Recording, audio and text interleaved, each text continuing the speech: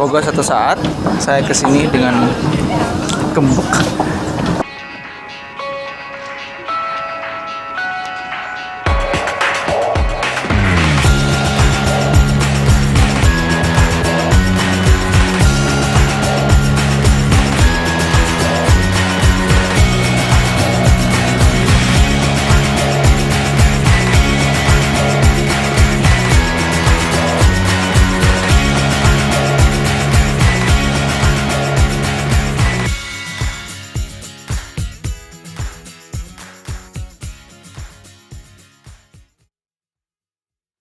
Halo semuanya, apa kabar? Gue harap semuanya baik-baik aja dan hari ini gue excited banget. Gue bakal cerita dan sharing lagi setelah sekian lama, udah lama gak sharing. Tadinya gue mau nulis blog tapi karena belakangan ini gue ya banyak berbagai hal dan akhirnya gue lebih baik nyempetin bikin video untuk sharing. Nah, jadi hari ini gue bakal sharing tentang pengalaman gue jalan-jalan ke sebuah negara. Negara ini adalah negara Sekjen PBB. Ada yang tahu Sekjen PBB siapa? Kalian pasti tahu. Ban Ki-moon. Ya. Jadi gue jalan-jalan ke negara Ban Ki-moon, yaitu ke Seoul atau ke Korea Selatan. Jadi waktu itu gue jalan-jalan ke Korea Selatan, bukan langsung dari Indonesia ke Korea Selatan, tapi karena pulang internship dari Jepang, daripada gue balik langsung ke Jakarta, lebih baik gue nyimpang dulu atau jalan-jalan dulu ke Seoul karena deket, lumayan deket lah ya. Nah, kenapa ke Seoul? Karena gue dari dulu sih memang salah satu incaran kota yang ingin gue datangi. Jadi waktu itu tanpa berpikir panjang, udahlah gue nyimpang dulu atau jalan-jalan ke Seoul sebelum ke Indonesia. Jadi ceritanya waktu itu gue terbang dari Narita ke Incheon. Selama perjalanan dari Incheon ke Narita, dari Narita ke Incheon, gue melewati Gunung Fuji. Dan waktu itu Gunung Fuji benar-benar indah banget. Kalau gue bisa bilang mungkin indahnya 200%. Pol. Kenapa? Karena waktu lagi winter, jadi Gunung Fuji ditutupi atau diselimuti dengan salju yang itu semuanya putih banget. Dan gak bisa lagi berkata-kata, pokoknya speechless banget lihat Gunung Fuji yang ternyata luar biasa ciptaan Allah itu. Sampai speechless.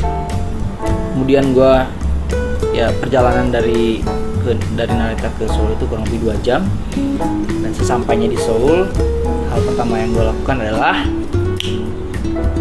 check-in pad dan upload Instagram. Oke.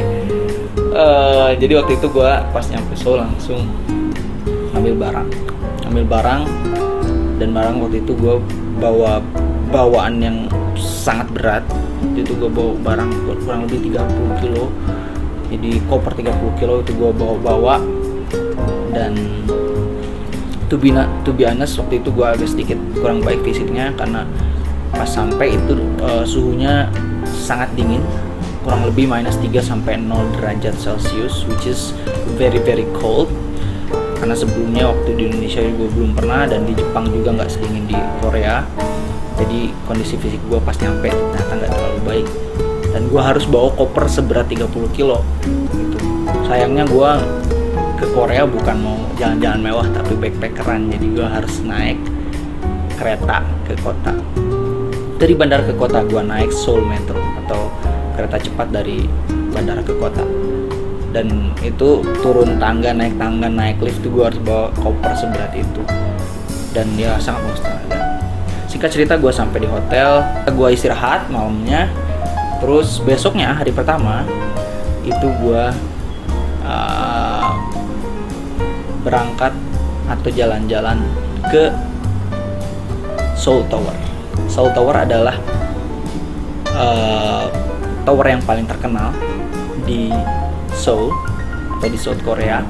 Buat para couple, pasangan yang jalan-jalan ke Korea wajib ke sana, karena kalau nyampe sana itu kita diperlihatkan dengan pemandangan yang indah, kemudian banyak gembok-gembok cinta yang diikat di sana atau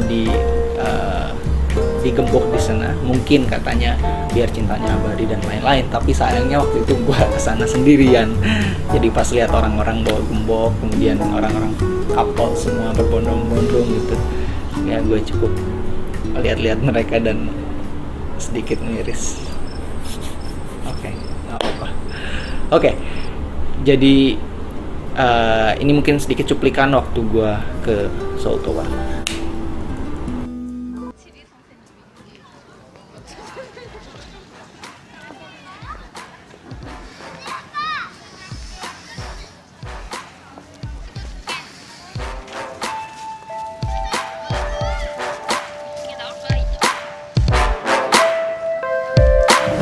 Halo, sekarang lagi ada di Namsan Seoul Tower.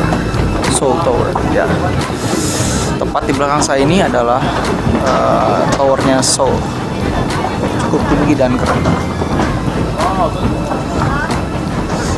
Dan sekitar sini juga banyak gembok-gembok cinta yang dipasang sama para turis untuk katanya sih mengabadikan cintanya. Jadi sekitar sini belakang saya itu banyak sekali gembok yang terpasang di sini. Dan di sini memang terkenal dengan gembok-gembok. Semoga suatu saat saya kesini dengan gembok.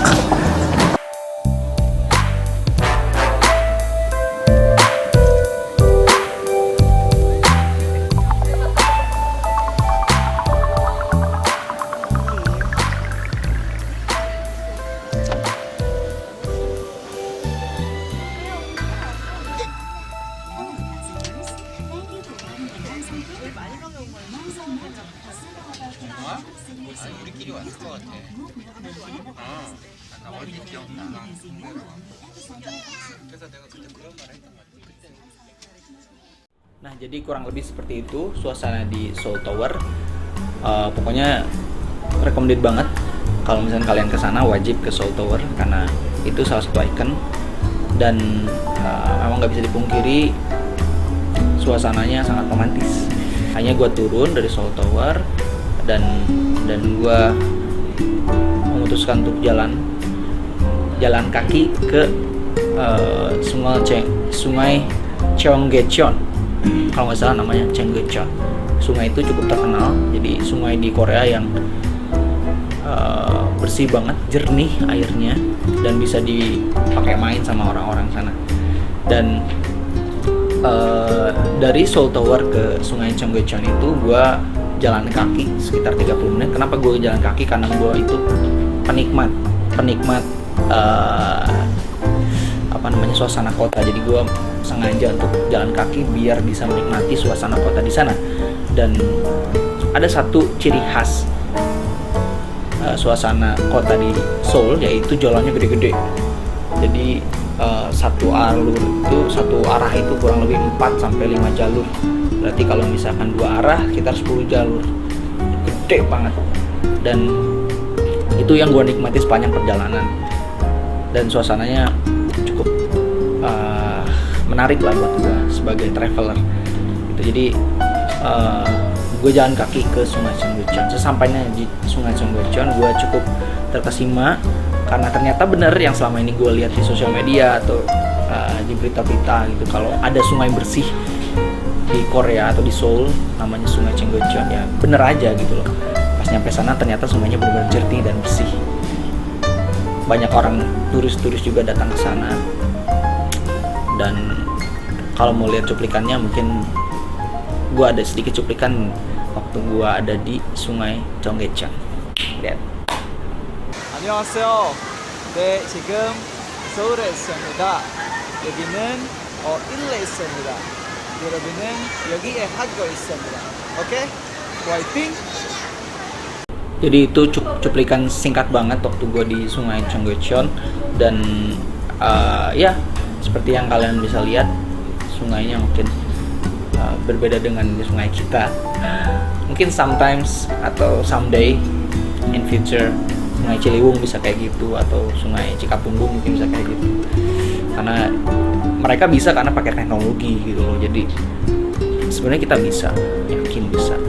Tinggal nunggu waktu aja. Nunggu Pak Ridwan Kamil berinovasi. Oke. Jadi setelah dari situ, dari Sungai Cenggecheon itu gue melanjutkan perjalanan ke